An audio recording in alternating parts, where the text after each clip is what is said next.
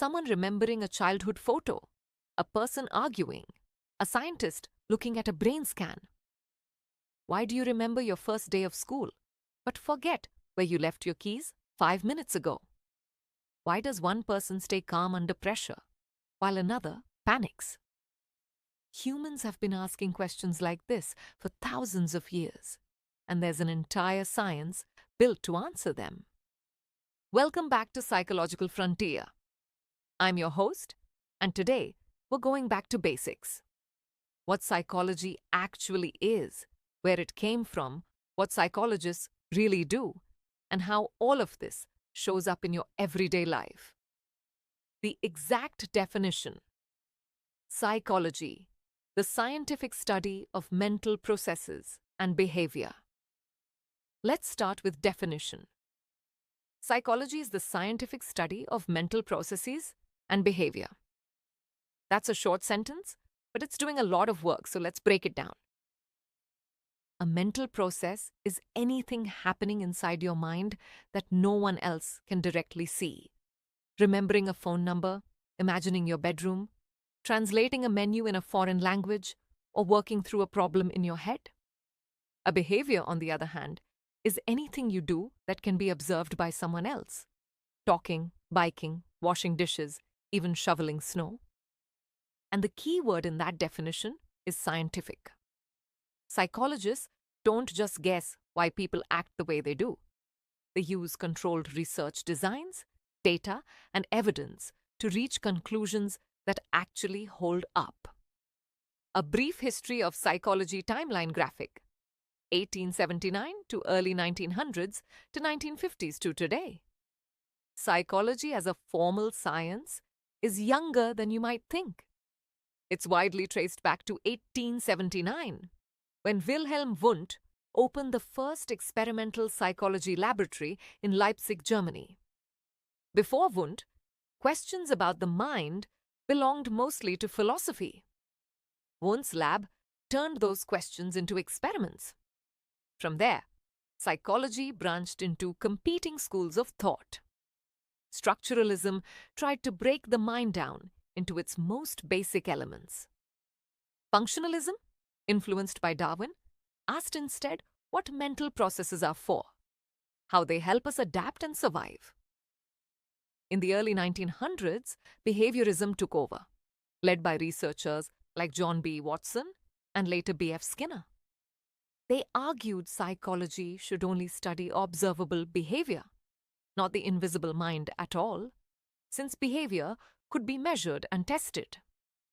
Then, in the 1950s and 60s, the cognitive revolution brought the mind back into focus, using new tools to study memory, attention, and thinking as legitimate, measurable science. Today, psychology is a massive field, blending neuroscience, social science, and clinical practice, with major organizations like the American Psychological Association, founded back in 1892, still shaping the profession. What psychologists actually do: therapist in a session, researcher in a lab, psychologist in a school. So what does a psychologist actually do all day? It depends on the level they're working at. Some psychologists focus on the level of the brain, studying how individual neurons change with learning or how brain structures shift with experience. Others study the level of the whole person, how someone remembers information, what strategies they use, and what mistakes they tend to make. And some focus on the level of the group, how family, friends, and culture shape our thoughts and behavior. For example, how reminiscing with your family can actually change how accurately you remember a shared event. Across all these levels, psychologists chase 4 goals: description, figuring out what is happening; explanation, figuring out why it's happening; prediction, figuring out when it's likely to happen again; and control, using that knowledge to change the outcome, whether that's treating depression, reducing anxiety, or improving how students learn. That's why you will find psychologists in therapy offices, research labs, schools, hospitals, courtrooms, and even sports teams. Psychology in your daily life. Everyday scenes, phone notification, a nervous job interview, a crowded room. Here's the thing. You don't need a psychology degree to run into psychology every single day. That flash of anxiety before a job interview? That's the psychology of stress and performance.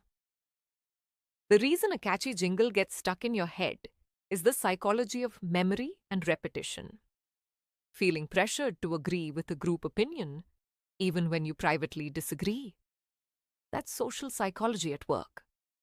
Even something as simple as forgetting where you put your keys while remembering your first day of school in vivid detail comes down to how your brain prioritizes and stores information.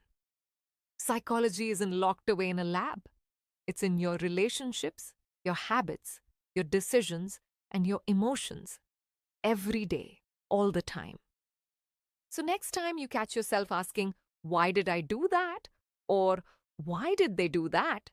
Remember, there's a whole science built to help answer it. That's psychology, the scientific study of mental processes and behavior, born in a small lab in 1879 and alive in every decision you make today. If you enjoyed this breakdown, hit subscribe here at Psychological Frontier, because we're just getting started exploring the mind. I'll see you in the next one.